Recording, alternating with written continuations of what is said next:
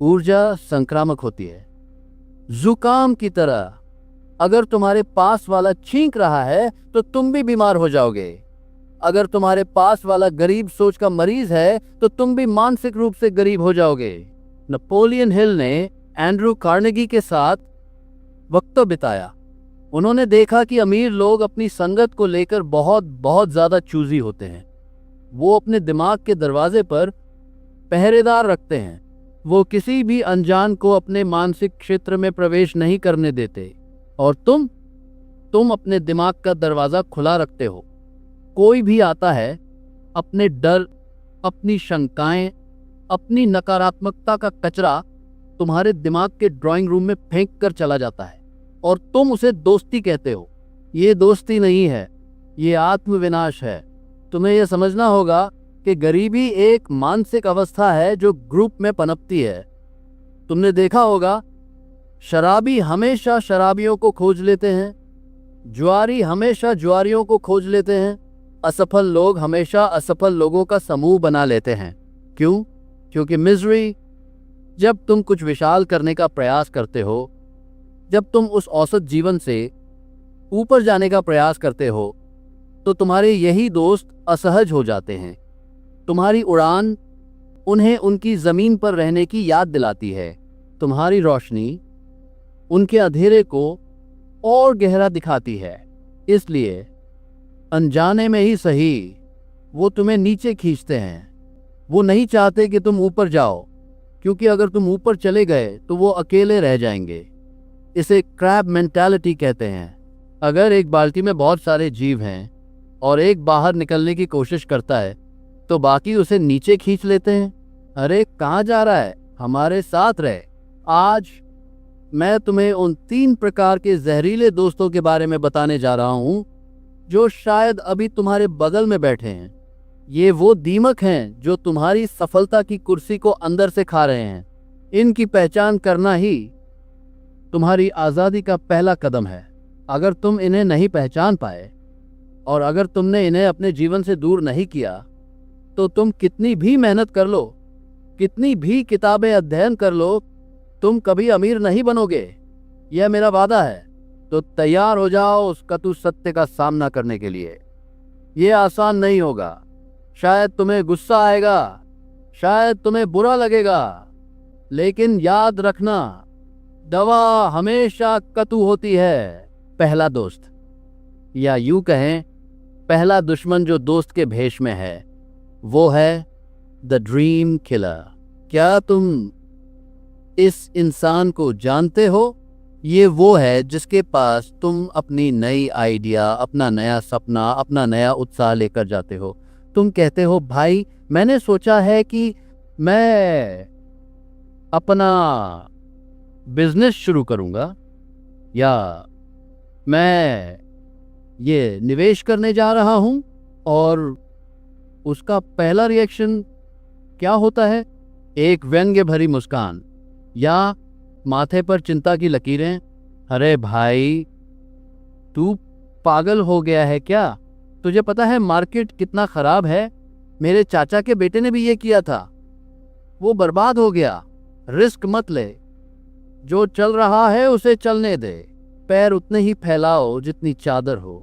ये इंसान लॉजिक का चोला पहनकर आता है। ये तुम्हें रियलिटी चेक देने का नाटक करता है। ये कहता है कि ये तुम्हारी भलाई चाहता है, ये तुम्हें सुरक्षित रखना चाहता है, लेकिन असल में ये अपना डर तुम्हारे ऊपर प्रोजेक्ट कर रहा है। नेपोलियन हिल ने कहा था कि इंसान के सबसे बुरे दुश्मनों में से एक है संदेह, और यह दोस्त उस संदेह का राजदूत है। इसके पास हर समाधान के लिए एक समस्या है।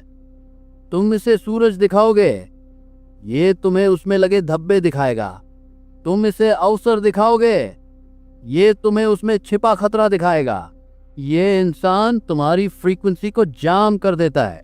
हेनरी फोर्ड को याद करो, जब उन्होंने वाट इंजन बनाने का सपना देखा तो उनके अपने इंजीनियर्स ने, उनके अपने करीबियों ने कहा यह असंभव है। अगर फोर्ड उनकी बात मान लेते, अगर वो रीजनेबल बन जाते, तो आज फोर्ड कंपनी नहीं होती। फोर्ड ने अपने कान बंद कर लिए थे।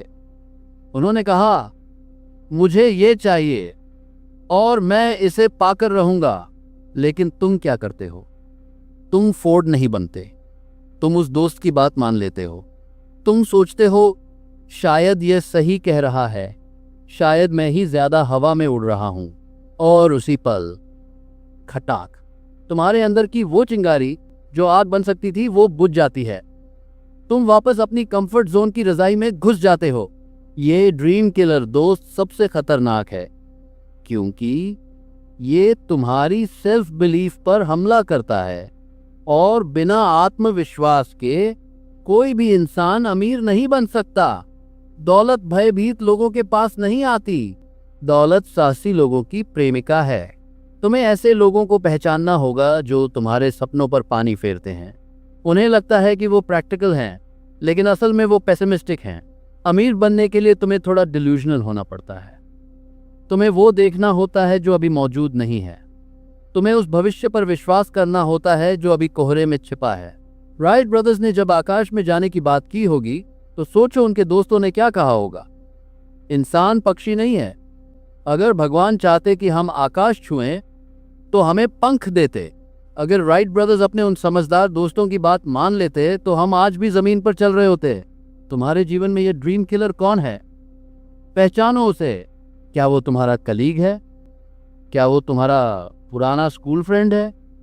क्या वो तुम्हारा कजन है? जब भी तुम उनसे बात करते हो, क्या तुम्हें लगता है कि तुम्हारे गुब्बारे से हवा निकल गई है? अगर हाँ, तो सचेत हो जाओ। यह इंसान तुम्हारे भविष्य की हत्या कर रहा है और तुम्हें पता भी नहीं चल रहा। लेकिन ये तो सिर्फ शुरुआत है। एक और तरह का दोस्त है जो इससे भी ज्यादा शातिर है। वो तुम्हें डराता नहीं है, वो तुम्हें रोकता नहीं है, वो बस तुम्हें धीमा कर देता है। वो तुम्हारे पैरों में बंधी हुई एक लोहे की जंजीर है जो तुम्हें भागने नहीं देती। वो है द कंफर्ट सीकर। ये कंफर्ट सीकर दोस्त बहुत ही प्यारा होता है। ये वो यार है जो हमेशा फन के लिए तैयार रहता है। भाई, आज फ्राइडे है, पार्टी करते हैं। अरे, काम तो चलता रहेगा, चल मूवी देखने चलते हैं। वीकेंड पर गोवा का प्लान बनाते हैं। इतना लोड क्यों ले रहा है? जिंदगी जीने के लिए है, सिर्फ काम करने के लिए नहीं। सुनने में कितना अच्छा लगता है ना, कितना रिलैक्सिंग। लेकिन यही वो मीठा जहर है जो तुम्हारी महत्वाकांक्षा को सुला देता है। नेपोलियन हिल ने कहा था, action is the real measure of intelligence.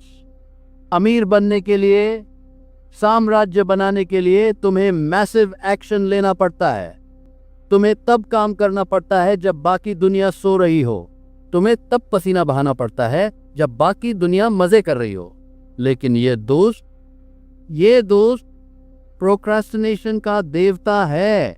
ये तुम्हें ये एहसास दिलाता है कि अभी बहुत वक्त है, कल कर लेंगे, अभी तो हम जवान हैं। ये तुम्हें इंस्टेंट ग्रेटिफिकेशन के जाल में फंसाता है। आज की खुशी के लिए कल की आजादी को गिरवी रख देना। जब तुम इसके साथ होते हो तो तुम अनुशासन भूल जाते हो, तुम अपनी डाइट भूल जाते हो, तुम अपना बजट भूल जाते हो, तुम अपनी समय सीमा भूल जाते हो। सोचो जरा, एक एथलीट जो ओलंपिक की तैयारी कर रहा है, क्या वो ऐसे दोस्तों के साथ रह सकता है जो हर रोज उसे पिज्जा खाने और देर रात तक वीडियो गेम खेलने के लिए बुलाएं? अगर वो उनके साथ रहेगा तो वो कभी पोडियम पर स्थित नहीं हो पाएगा, वो दर्शक बनकर रह जाएगा। नाउ, अमीरी भी एक ओलंपिक खेल है। यह हाई परफॉर्मेंस का खेल है। यह कंफर्ट सीकर दोस्त तुम्हें औसत दर्जे में कैद कर रखता है। वो तुम्हें यह समझाता है कि जो तुम्हारे पास है वो काफ़ी है। संतोष ही परम सुख है का गलत अर्थ तुम्हें समझाता है। संतुष्टि अच्छी चीज़ है, लेकिन आत्मसंतुष्टि बुरी चीज़ है। अमीर लोग कभी भी अपनी उपलब्धियों से संतुष्ट नहीं होते। वो हमेशा नेक्स्ट लेवल की तलाश में रहते हैं। वो हंग्री रहते हैं। लेकिन ये दोस्त तुम्हारी भूख मिटा देता है। ये तुम्हें सेटल होना सिखाता है। अरे भाई, 30,000 की नौकरी मिल गई है, और क्या चाहिए? लाइफ सेट है, लाइफ सेट हाई। ये दुनिया का सबसे खतरनाक वाक्य है।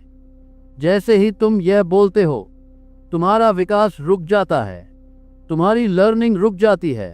और प्रकृति का नियम है, जो चीज विकसित होना बंद कर देती है वो मरना शुरू कर देती है। ये दोस्त तुम्हें कंफर्ट जोन के दलदल में धकेल देता है।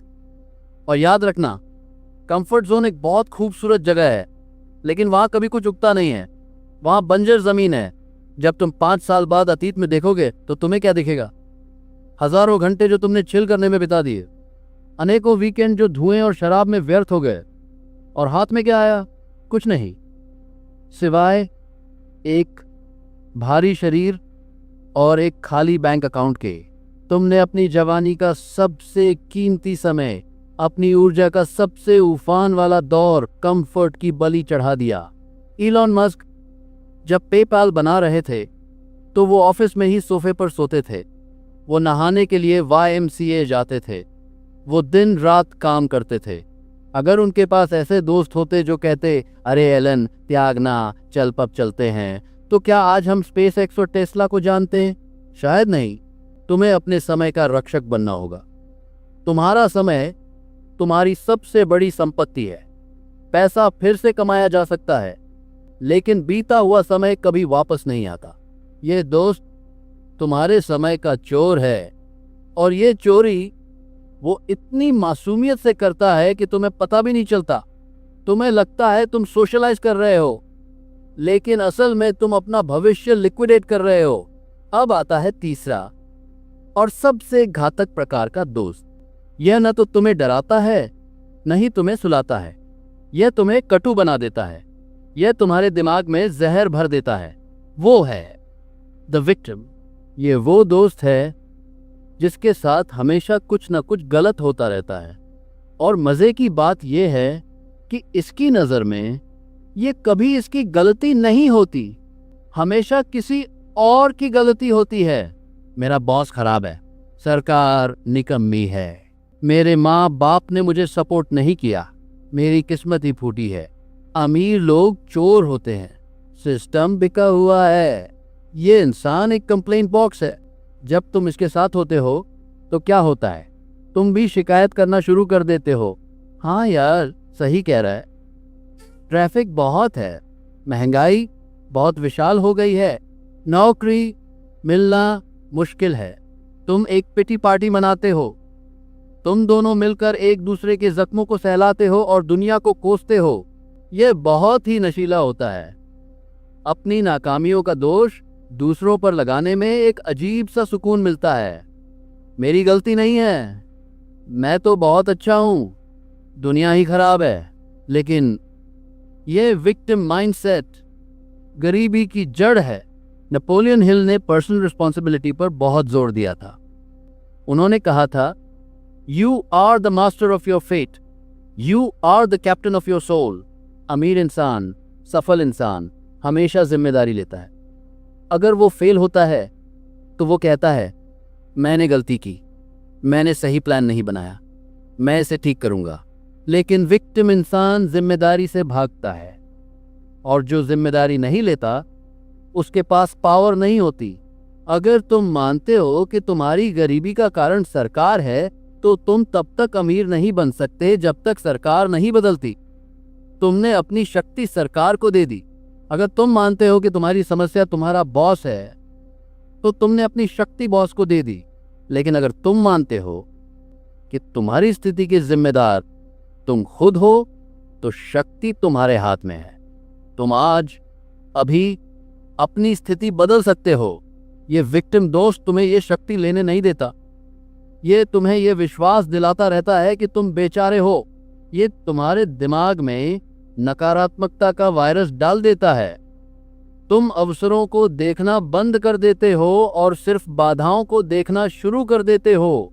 जब तुम एक रईस आदमी को महंगी कार में जाते देखते हो, तो ये दोस्त क्या कहता है? पक्का 2 नंबर का पैसा होगा, चोर है साला, गरीबों का खून चूसा होगा। और तुम भी यही मान लेते हो, और इस तरह तुम अपने अवचेतन मन को यह संदेश देते हो कि अमीर बनना बुरी बात है, पैसे वाला होना मतलब बुरा होना, और तुम्हारा दिमाग, जो एक वफादार नौकर है, वो सुनिश्चित करता है कि तुम कभी बुरे न बनो। तुम अमीर लोगों से नफरत करने लगते हो, और जिसे तुम नफरत करते हो तुम कभी वैसा नहीं बन सकते। ये मनोवैज्ञानिक तथ्य है। ये विक्टिम दोस्त एक ब्लैक होल है। ये तुम्हारी सारी सकारात्मक ऊर्जा, सारी आशा, सारा उत्साह निगल लेता है। तो अब सवाल यह है, क्या तुम्हारे पास ऐसे दोस्त हैं? ईमानदारी से जवाब दो। खुद से झूठ मत बोलो। अगर तुम्हारे ग्रुप में ऐसे लोग हैं तो तुम्हारे पास दो विकल्प हैं। पहला, या तो तुम उनके स्तर पर नीचे गिर जाओ, जो सबसे आसान है और जो ज्यादातर लोग करते हैं। दूसरा, या तुम अपने स्तर को ऊपर उठाओ और उन्हें पीछे त्याग दो, जो मुश्किल है लेकिन जरूरी है। नेपोलियन हिल ने कहा था, if you cannot change the people around you, change the people around you. इसका मतलब यह नहीं है कि तुम उनसे संघर्ष कर लो। इसका मतलब यह नहीं है कि तुम उनसे नफरत करो। इसका मतलब है डिटैचमेंट। तुम्हें अपनी ऊर्जा को प्रोटेक्ट करना होगा। तुम्हें एक नया ट्राइब ढूंढना होगा। तुम्हें ऐसे दोस्त चाहिए जो ड्रीम किलर्स नहीं बल्कि ड्रीम बिल्डर्स हों, जो कहें, वाह क्या आइडिया है, इसे कैसे कर सकते हैं, मैं कैसे मदद कर सकता हूं। तुम्हें ऐसे दोस्त चाहिए जो कंफर्ट सीकर्स नहीं बल्कि गो गेटर्स हों, जो कहें, भाई बहुत मजे कर लिए, अब काम पर लगते हैं, चलो कुछ हासिल करते हैं। तुम्हें ऐसे दोस्त चाहिए जो विक्टिम्स नहीं बल्कि विक्टर्स हों, जो कहें, कोई बात नहीं अगर हम हार गए, ये हमारी गलती थी, हम सीखेंगे और अगली बार और मजबूती से वापस आएंगे। कहाँ मिलेंगे ऐसे दोस्त? शायद तुम्हारे आसपास न मिलें, शायद तुम्हारे पुराने स्कूल में न मिलें, लेकिन वो वहाँ हैं, सेमिनार्स में, वेबिनार्स में, पुस्तकालयों में, व्यापारिक सम्मेलनों में, ऑनलाइन कम्युनिटीज में। और अगर तुम्हें अभी ऐसे दोस्त नहीं मिल रहे हैं तो अकेले चलो। शेर अकेले चलता है, भेड़ें झुंड में चलती हैं। अकेलेपन से मत डरो। अकेलेपन में ही इंसान खुद से मिलता है। अकेलेपन में ही महान विचार जन्म लेते हैं। जब तुम अकेले चलोगे, जब तुम अपनी रोशनी खुद बनोगे, तो धीरे धीरे दूसरे शेर तुम्हारी रोशनी देखकर तुम्हारे पास आएंगे। तुम्हारी वाइब तुम्हारी ट्राइब को आकर्षित करेगी, लेकिन पहले तुम्हें उस पुरानी दूषित वाइब को त्यागना होगा।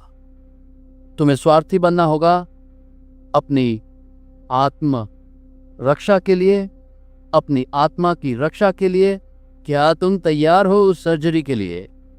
क्या तुम तैयार हो उन रिश्तों को काटने के लिए जो बेकार हो चुके हैं, ताकि तुम्हारा बाकी का जीवन बच सके? यह दर्दनाक है, मैं जानता हूं। बरसों की दोस्ती है, यादें हैं, लेकिन सोचो, क्या तुम उन यादों के सहारे अपना भविष्य बर्बाद कर दोगे? एक कहावत है, you can't fly with eagles if you scratch with Turkey's. अगर तुम तुर्की मुर्गों के साथ दाना चुगोगे तो तुम बाजों के साथ आकाश नहीं छू सकते। तुम्हें अपनी प्रजाति चुननी होगी। अब जब तुमने ये समझ लिया है कि तुम्हें किनसे बचना है, तो अब हम बात करेंगे कि तुम्हें क्या करना है, कैसे उस नए मास्टरमाइंड का निर्माण करना है जो नेपोलियन हिल का सबसे शक्तिशाली राज था। कैसे उन अदृश्य शक्तियों को सक्रिय करना है जो तुम्हें सफलता की ओर खींचेंगी। तैयार हो जाओ, क्योंकि अब हम माइंडसेट से एक्शन की तरफ बढ़ने वाले हैं। अब हम उस ब्लूप्रिंट को डिकोड करेंगे जो तुम्हें एक चुंबक बना देगा, सफलता, दौलत और सही लोगों के लिए। आगे का रास्ता सिर्फ वीरों के लिए है। कमजोर दिल वाले यहीं रुक सकते हैं। लेकिन अगर तुम्हारे अंदर आग है तो मेरे साथ चलो। अकेले चलना डरावना हो सकता है, लेकिन यह स्थायी नहीं है। यह एक गुजरने का रास्ता है। ये वो अंधेरी सुरंग है जिसके दूसरे छोर पर रोशनी है, और वो रोशनी है the mastermind alliance. Napoleon Hill ने इसे सफलता का 9वां नियम माना था, लेकिन ज्यादातर लोग इसे गलत समझते हैं। वो सोचते हैं मास्टरमाइंड का मतलब है सिर्फ कुछ दोस्तों के साथ बैठकर गप्पे मारना। नहीं, एक मास्टरमाइंड अलायंस 2 या 2 से अधिक लोगों का एक ऐसा समूह है जो एक निश्चित लक्ष्य को पाने के लिए पूर्ण सामंजस्य में काम करता है। ध्यान दो इन शब्दों पर, निश्चित लक्ष्य और सामंजस्य। अगर तुम्हारे ग्रुप का कोई लक्ष्य नहीं है, अगर तुम सिर्फ वीकेंड पर टाइम पास करने के लिए मिलते हो, तो वो मास्टरमाइंड नहीं है, वो डिजास्टर माइंड है, वो बर्बादी का अड्डा है। एक असली मास्टरमाइंड में 1 + 1 = 2 नहीं होता, वहां 1 + 1 = 11 होता है। वहां एक तीसरा दिमाग पैदा होता है। जब तुम अपनी समस्या उस ग्रुप के सामने रखते हो, तो तुम्हें वो समाधान मिलते हैं जो तुम अकेले 100 साल में भी नहीं सोच सकते थे। Henry Ford, Thomas Edison, Harvey Firestone और जॉन बरोज, ये 4 लोग अक्सर साथ में समय बिताते थे, कैंपिंग पर जाते थे। लोग इसे छुट्टी मानते थे, लेकिन हिल ने इसे द 4 वैगाबॉन्ड्स कहा, जो दुनिया के सबसे शक्तिशाली मास्टरमाइंड समूहों में से एक था। उनकी चर्चाओं ने इंडस्ट्रीज को बदल दिया, उनकी ऊर्जा ने एक दूसरे को चार्ज किया। तुम्हें अपना फोर्ड और एडिसन ढूंढना होगा, लेकिन यहाँ एक तत्व सच है जिसे तुम्हें निगलना होगा। तुम एडिसन को अपनी जिंदगी में तब तक आकर्षित नहीं कर सकते जब तक तुम खुद एडिसन जैसी मानसिकता नहीं रखते। सफल लोग, अमीर लोग नीडीनेस को सूंघ लेते हैं। अगर तुम उनके पास एक भिखारी बनकर जाओगे, सर प्लीज मेरी मदद कर दो, सर मुझे मेंटर कर दो, तो वो तुम्हें नजरअंदाज कर देंगे। वो तुम्हें अपनी ऊर्जा नहीं देंगे। क्यों? क्योंकि ये एक सौदा है, ऊर्जा का सौदा। अगर तुम चाहते हो कि हाई वैल्यू लोग तुम्हारे साथ मिले, तो तुम्हें पहले खुद को हाई वैल्यू बनाना होगा। तुम्हें टेबल पर कुछ लाना होगा। क्या तुम्हारे पास कोई कौशल है? क्या तुम्हारे पास कोई अद्भुत आइडिया है? क्या तुम्हारे पास काम करने का बेतहाशा जुनून है? अमीर लोग उन लोगों की मदद करते हैं जो खुद की मदद कर रहे होते हैं। वो चलती हुई गाड़ी को धक्का देते हैं, रुकी हुई गाड़ी को नहीं। तो सबसे पहले खुद पर काम करो। जब तुम अपने कमरे में अकेले बैठकर अपनी स्किल्स पर, अपने माइंडसेट पर काम कर रहे होते हो, तो तुम एक सिग्नल भेज रहे होते हो, तुम अपनी फ्रीक्वेंसी बढ़ा रहे होते हो। और लॉ ऑफ अट्रैक्शन कहता है लाइक अट्रैक्ट्स लाइक। जब तुम जलते हुए कोयले की तरह दहकोगे, तो दूसरे जलते हुए कोयले अपने आप तुम्हारे पास आएंगे, ताकि आग और तेज हो सके। ठंडे पत्थर तुमसे दूर हट जाएंगे। लेकिन सर, जब तक मुझे ऐसे लोग नहीं मिलते, मैं क्या करूं? यहां आता है वर्चुअल मास्टरमाइंड का कॉन्सेप्ट। आज के युग में तुम बहुत भाग्यशाली हो। तुम्हारे पास इतिहास के सबसे महान दिमागों तक पहुंच है। अगर तुम्हारे आसपास कोई विजनरी नहीं है, तो नेपोलियन हिल को अपना मेंटर बना लो। उनकी किताबें पढ़ो। सिर्फ पढ़ो मत, उनसे बात करो। सोचो कि अगर हिल यहां होते, तो वो मेरी इस समस्या पर क्या सलाह देते। इलॉन मस्क के पॉडकास्ट सुनो, स्टीव जॉब्स की बायोग्राफी पढ़ो, भागवत गीता में श्री कृष्ण को अपना सारथी बना लो। जब तुम इन महान विचारों को अपने दिमाग में डालते हो, तो तुम उनके वाइब्रेशन में आ जाते हो। तुम उनके मास्टरमाइंड का हिस्सा बन जाते हो। तुम्हारे कमरे की 4 दीवारी के अंदर तुम दुनिया के सबसे अमीर लोगों के साथ डिनर कर सकते हो, किताबों के जरिए। ये सेल्फ एजुकेशन ही वो चुंबक है जो रियल लाइफ में सही लोगों को तुम्हारी ओर खींचेगा। अब एक प्रैक्टिकल कदम उठाओ। इसे द एनवायरनमेंट डिटॉक्स कहते हैं। तुम एक स्पंज की तरह हो। तुम वही सोखते हो जिसमें तुम डूबे हुए हो। अगर तुम गंदे पानी में रहोगे, तो तुम गंदे हो जाओगे, चाहे तुम खुद को कितना भी साफ क्यों ना समझो। अपने सोशल मीडिया को देखो। तुम किसे फॉलो कर रहे हो? क्या वो लोग तुम्हें इंस्पायर कर रहे हैं, या वो सिर्फ प्रैंक वीडियो, नाचने, गाने और नकारात्मक खबरें परोस रहे हैं? तुम्हारे फोन की स्क्रीन तुम्हारा नया एनवायरनमेंट है। तुम वहां दिन के 4-5 घंटे बिताते हो। अगर वहां कचरा है तो तुम्हारे दिमाग में कचरा जा रहा है। आज ही अनफॉलो बटन दबाओ। निर्मम होकर उन सभी अकाउंट्स को हटा दो जो तुम्हें तुम्हारे लक्ष्य से भटकाते हैं। उन सभी इन्फ्लुएंसर्स को हटा दो जो तुम्हें हीन महसूस कराते हैं। सिर्फ उन लोगों को फॉलो करो जो तुम्हें एजुकेट करते हैं, एम्पावर करते हैं और एलिवेट करते हैं। ये छोटी सी चीज तुम्हारे सबकॉन्शियस माइंड की प्रोग्रामिंग को बदल देगी। याद रखना, अमीर बनना एक सोलो स्पोर्ट नहीं है, ये एक टीम स्पोर्ट है। लेकिन टीम का कप्तान तुम्हें होना होगा और प्रतियोगियों का चुनाव तुम्हें करना होगा। तुम्हें गेट कीपर बनना होगा। अपने जीवन के वीआईपी लाउंज में हर किसी को घुसने की इजाजत मत दो। वहां एंट्री रिस्ट्रिक्टेड का बोर्ड लगा दो। जब तुम नो कहना सीख जाते हो उन लोगों को जो तुम्हारे वक्त के लायक नहीं हैं, तो ब्रह्मांड तुम्हें उन लोगों से मिलवाता है जो सच में तुम्हारे लायक हैं। तुम्हारे पुराने दोस्त शायद तुम्हें त्याग देंगे, वो तुम्हें घमंडी कहेंगे, वो कहेंगे तू बदल गया है। जब वो ऐसा कहें तो मुस्कुराना और मन में कहना, हाँ मैं बदल गया हूं, क्योंकि मैं वही नहीं रहना चाहता जहां तुम आज भी स्थित हो। तितली जब कैटरपिलर से बदलती है तो बाकी कैटरपिलर उसे नहीं समझ पाते। वो सिर्फ एक चीज देखते हैं कि वो अब हमारे जैसा जमीन पर नहीं चल रहा। उड़ना एक अकेला अनुभव है जब तक कि तुम्हें दूसरे उड़ने वाले ना मिल जाएं। तुम्हारे नए दोस्त, तुम्हारा नया परिवार, तुम्हारा भविष्य, सब उस क्षितिज के पार तुम्हारा इंतजार कर रहे हैं।